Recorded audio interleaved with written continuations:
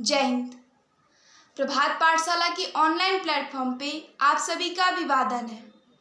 जैसा कि हम सभी देखते हैं कि जो हमारे राष्ट्र क्या पूरे विश्व भर में समय तिथि की जो मापन की पद्धति चलती है वो ईसवी और ईसा पूर्व में चलती है, अर्थात एडी और बीसी में। बुक्स में भी हमें एडी और बीसी पढ़ाया जाता है और ये एक बहुत प्रचलित पद्धति है, इसलिए इसके बारे में सभी जानते भी हैं। पर आज हम जानेंगे भारतीय समय पद्धति मापन पद्धति के बारे में, जिसका पहले प्रयोग पूरे भारत में किया जाता था, परंतु अभी सिर्फ पंचांगों में ही रह गया है। अर्थात हम बात करेंगे शक संवत और विक्रम संवत के बारे में। चलिए सबसे पहले हम विक्रम संवत को जानते हैं। विक्रम संवत, हम बात करेंगे विक्रम संवत की। इसकी जो शुरुआत की थी वो हमारे एक प्राचीन भारत के शासक हैं, वो विक्रमादित्य, उन्होंने इसका प्रारंभ किया था। विक्रमादित्य, हमारे भारतीय इतिहास में दो विक्रमादित्य हुए हैं। एक गुप्त राजवंश के चंद्रगुप्त प्रथम, उनका वास्तविक नाम चंद्रगुप्त प्रथम था, और जब वे बहुत सारे विजय अभियान कर लिए तब उन्होंने विक्रमादित्य की उपाधि धारण की। एक वो हो गए गुप्त राजवंश के, और एक और पहली शताब्दी के आसपास एक और शासक थे जिनका नाम था विक्रमादित्य। ये जो विक्रम संवत की शुरुआत की थी वो पहली शताब्दी के जो शासक थे विक्रमादित्य, उसने शुरुआत की थी, उन्होंने इसकी शुरुआत की थी। इसकी जब हम पढ़ते हैं, अब हम जानते हैं कि इसकी शुरुआत क्यों हुई थी। जो विक्रमादित्य जो पहली शताब्दी में शासक हुआ करते थे, उसी समय भारत में कई सारे विदेशी आक्रमण हो रहे थे, जैसे हिंदू आक्रमण, हूणों का आक्रमण, शकों का आक्रमण, बैक्ट्रियाई आक्रमण इत्यादि।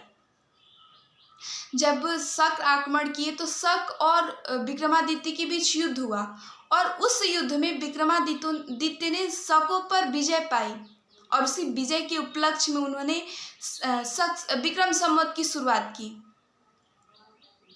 उन्होंने 57 ईस्वी में, अर्थात ईसा के जन्म के 57 वर्ष बाद उन्होंने इस युद्ध को लड़ा, उसमें विजय पाई, और उसी समय से इन्होंने विक्रम संवत की शुरुआत कर दी।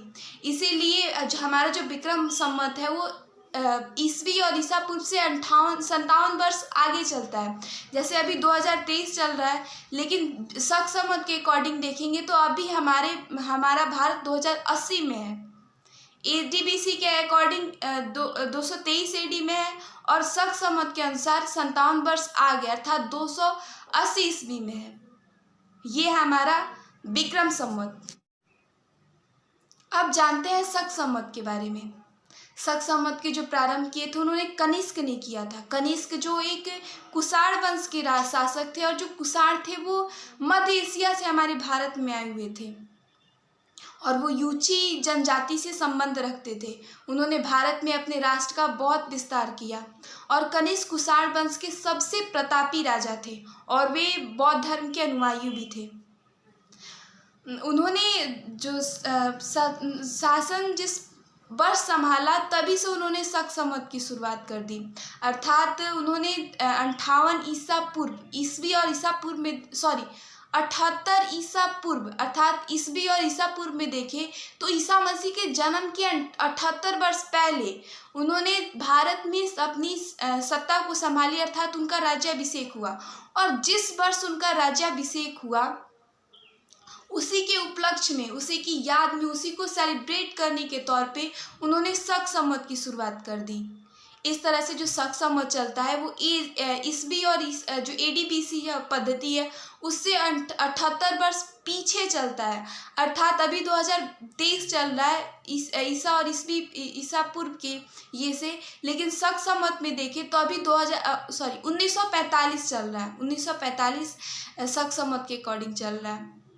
इस तरह से शक संवत की शुरुआत कुषाण ने की थी, कुषाण वंश के शासक कनिष्क ने की थी, जो वर्तमान समय से 78 वर्ष पीछे चलता है, अर्थात उसके अकॉर्डिंग अभी 1945 चल रहा है। और विक्रम संवत के अकॉर्डिंग 57 वर्ष आगे चलता है, अर्थात 2080 चल रहा है अभी। जय हिंद।